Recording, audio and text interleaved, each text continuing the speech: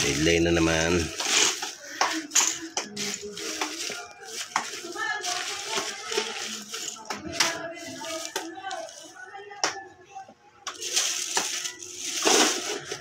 Palaban na naman tayo.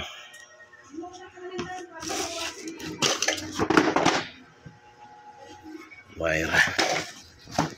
Ilaw.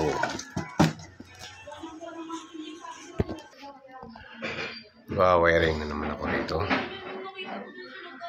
Ito isang kwarto, wala pang ilaw, wala pang wiring. At siyempre, ayan, pasok na naman sa kisame. Ito na naman tayo sa buhay electrician. Pasok sa kisame. Silipin muna natin. Ayan.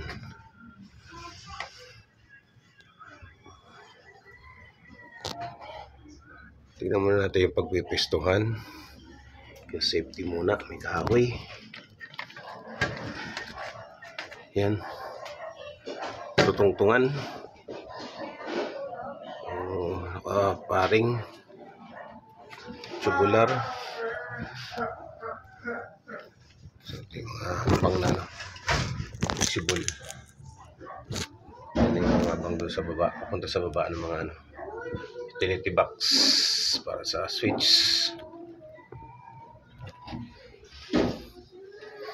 So ganito talaga pag wala pang electrical. Kagandahan lang yung mga ganito, makapasok sa kisame, maluwang kisame, kayang-kaya pang gapangin, hindi naman masyadong mainit. Bago lang tayo gumalaw, tignan lang muna natin yung safety. Pa tayo ay mahulog, mapunta sa baba. Ayan, yung mga flexible, oh. Yung mga pagpapangan ko ng mga linya. Opya. Utility box para sa switch. Ayan, flexible. Natin sa kisame. Tigasan. Ayan. Ayan.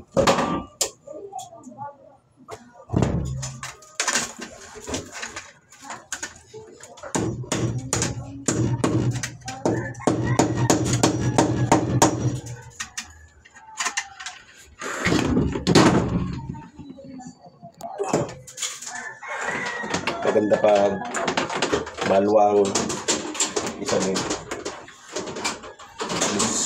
Gumalaw. Mahirap.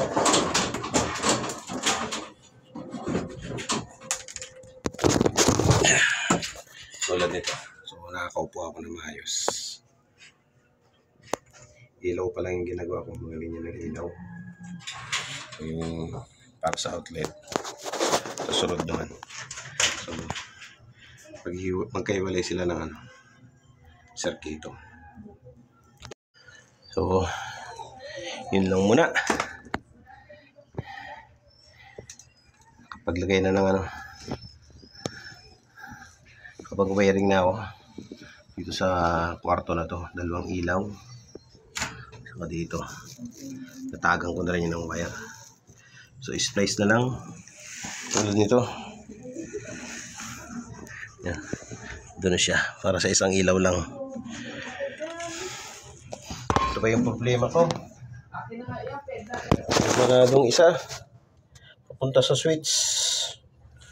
So na simintuhan yung flexible na hindi yata na ayos ng mason yung ano, pagkakalapat ng flexible, baka naipit ng bakal kasi ano sa gitna ng ano, gilid ng angle bar. So titik-tiking ko pa yan kung bakit di makalusot yung wire. So yun lang muna. So baka bukas makapagkabit na ng ano, mga ilaw doon sa kwarto. So power supply na lang. So yun, ganito ang ano sa ano, sitwasyon pag sa kisame nagwa-wiring, talagang gapangan. Kailangan lang ng samahan lang ng kaunting ingat. Kaganda lang naman kasi nito, bago lang yung mga wiring, bagong wiring. So hindi siya katulad ng mga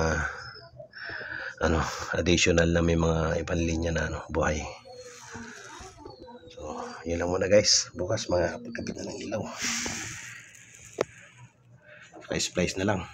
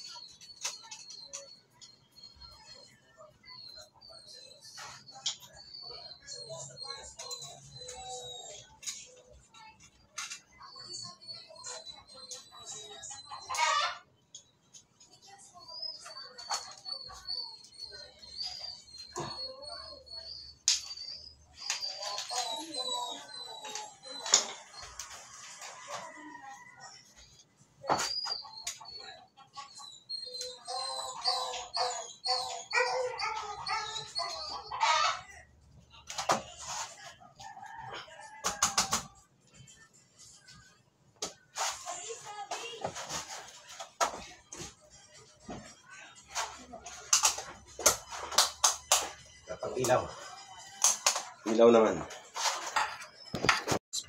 Splice time tayo ngayon. So yan, power supply, ilaw, saka switch. So namin dulo ng wire. So, isang kulay lang na wire yung ginamit. So ganito, pag nag-i-space ka sa ganito, at lalo sa loob ng kisame, ayan, grabing tagatak ng pawis. So dito, kailangan sure ball.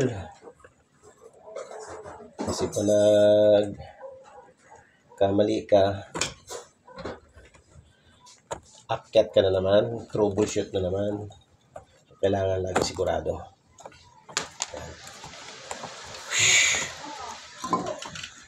Ganito talaga pag buhay electrician, pag sa kisame gumagawa. Itiis ka ng sobrang init. Yan. Ganun talaga. Kasama sa anak buhay natin yan. Yan. Kailangan lang naman lagi kang sigurado para maiwasan yung pagkakamali. Isang tingin mo pa lang, alam mo na kung alin yung mga magkakadugtong, para pagbigay natin ng power supply, maiwasan yung short circuit.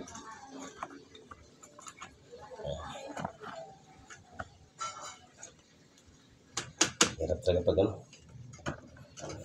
kisame. Grabe ng pamawis ko. So, sa ilaw pa lang itong ginagawa ko. Wala pa akong nalilinyahan para sa outlet. So inuna ko lang muna yung ilaw para may magamit na silang ilaw sa kwarto.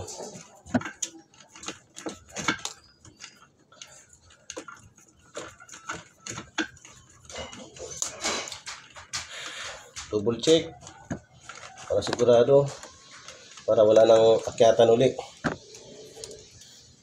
Kasi pag mali yung wiring connection, akyat ka na naman sa kisame, bubuksan mo na naman yung box, ulit na naman.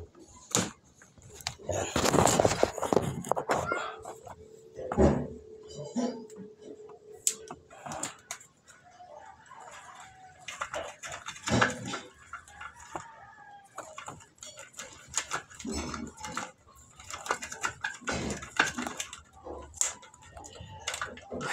Okay.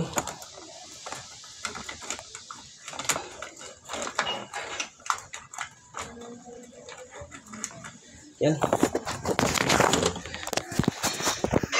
Nagluluto yung may-ari ng bahay. Nandito na sa kisame yung ano, pusok ng pinagpirtuhan. So, ayan na. Tapos na ako ng isa. Testing. Ayun. Tapos na rin yung wiring. Ay, nako. Pag sa kisame gumawa. Oh. Yan oh. Tricolor pala to. May iwanag na. Wow! Kita na pa nagbilang. Tapos na, tapos na.